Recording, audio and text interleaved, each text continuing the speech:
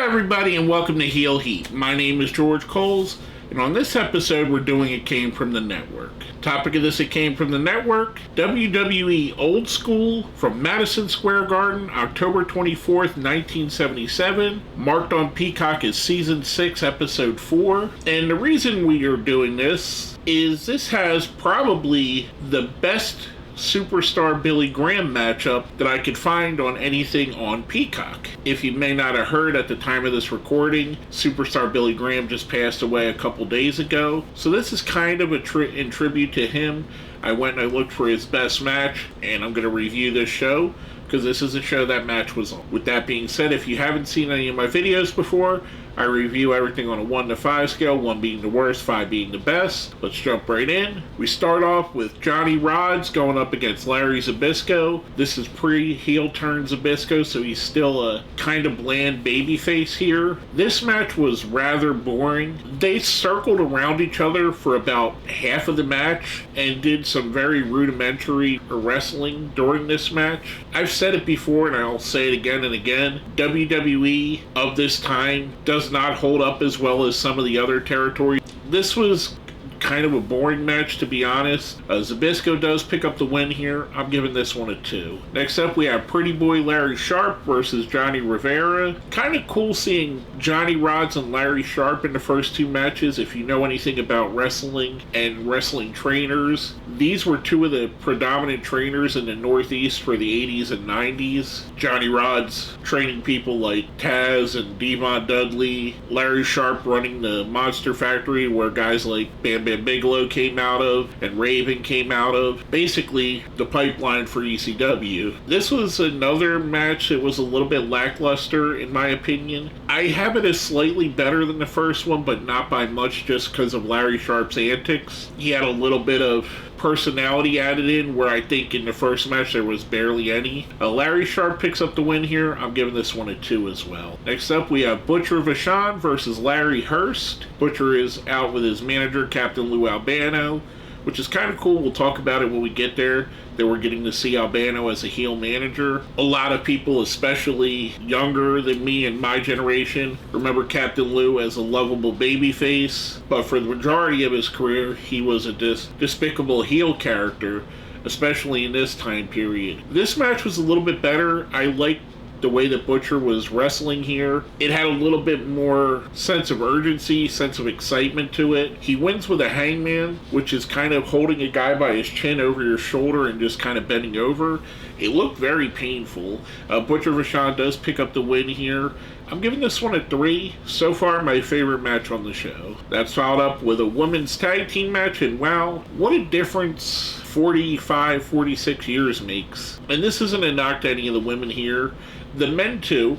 The men look different as well. But looking at these women here and how they wrestled here versus how the women look today and how they're wrestling today, it's night and day. This is almost like little kids putting on a wrestling match. And again, not shaming these women. It is what the industry was at the time. We have Kitty Adams and Leilani Kai, who would go on to be a champion later on, going up against Winona Littlehurst and Vivian St. John. And every time I hear Winona, and for you 90s kids like myself, anytime I hear Winona, I think of Primus and Winona's Big Brown Beaver, so I got a chuckle out of that. Getting to see Leilani Kai, who was the name that sticks out the most here. Yes, I know Vivian St. John, and I know a little of Winona Littleheart. I seen that she was usually tied in with the Moolah Camp, which obviously here, all these women were tied in with the Moolah Camp. Leilani Kai, seeing her young, because I remember her 5, 8, 10 years later in her later run. Getting to see her here was kind of cool. This was another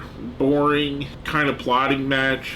Kitty Adams and Leilani Kai pick up the win. I'm giving this one a 2 as well. Then we get an in-ring promo with Dusty Rhodes talking to Vince McMahon. Kind of cool again seeing the 2 bookers of the 2 most successful territories in the 90s, or in the 80s as well, with Jim Crockett Promotions and the WWF, and then WCW and the WWF, talking to each other here. That's followed up with Dusty Rhodes versus Superstar Billy Graham, the reason why I did this review, in a Texas Death Match.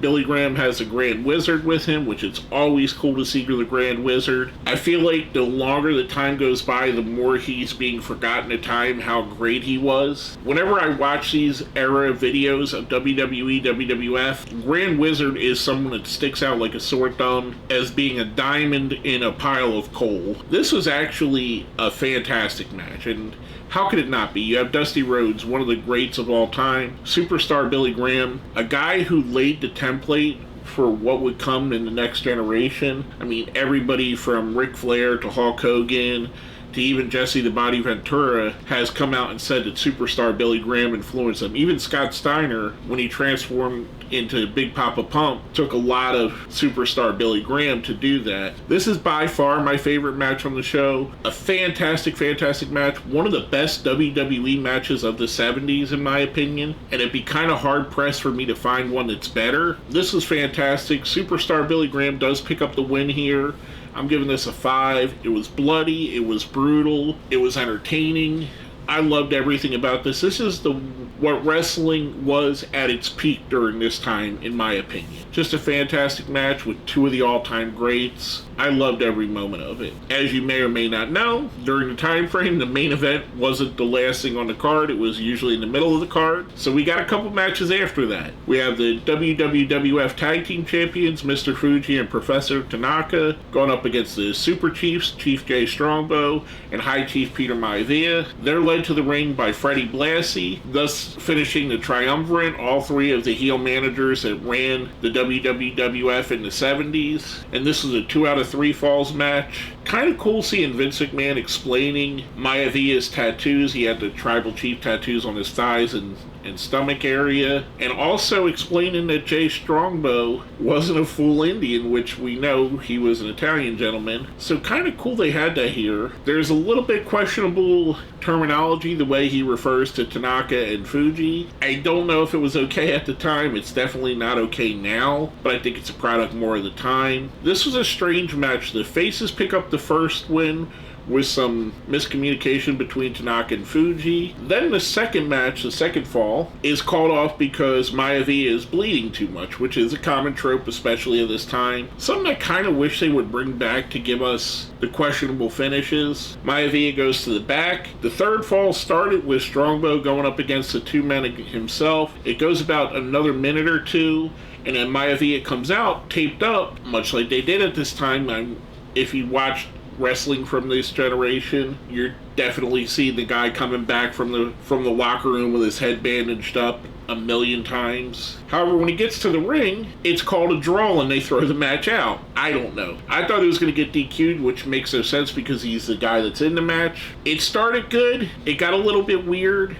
Because of the weirdness, it takes away from my rating of it. I was going to give it a very high rating. I was thoroughly enjoying it. But the weirdness of the last two falls, I'm giving it a 3. I thought it was good. Again, it could have been better because the way it ended up, in my opinion. I wish it would have been better because I was really enjoying it. Last but not least, we have Stan the Man Stasiak going up against Polish Power Ivan Pusky. This is basically a non-match. It goes less than 2 minutes. Pusky hits the Polish hammer. Stasiak rolls out and walks away, thus getting counted out. I don't even know why they have this here, other than maybe they had a time constraint and they advertised a match so they had to put it on. Pusky does pick up the win here. I'm giving this one a 1. It was nothing at all, and it didn't even get started before it ended, so I really can't rate it any more than that. Just a weird way to end the show, in my opinion. Overall, a lot on the lower side, on the unwatchable side. The Dusty Rhodes Superstar Billy Graham match, highly recommend.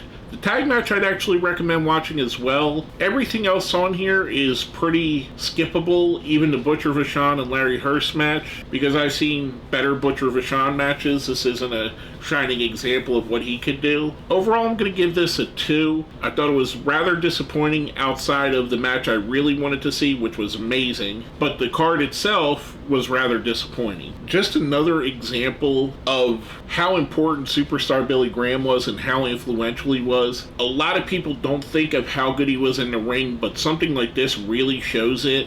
He has other matches that I think are fantastic. His matches with Backlund, his matches with San Martino. There's a match with with Jerry Lawler that I've seen around this era that I'm trying to find, but I can't again because I wanted to watch that. He's had some really great matches. Unfortunately, a lot of it is in the era where they didn't keep the recordings, which is probably why I'm having issues finding the Lawler match. But just a fantastic wrestler, a trailblazer, a guy that deserves all the tributes that he's going to get on every wrestling show this week. I had to put my little tribute in here for him. So with that being said, let's smash that like button, share the video, subscribe if you haven't. If you made it all the way to the end, let's put a RIP superstar or RIP Billy Graham or a thought of Billy Graham in the comments. The guy was a legend. He deserves his accolades. Let's show him some love in my comments here. Rest in peace, superstar Billy Graham. My name is George Coles, and this has been another It Came From The Network.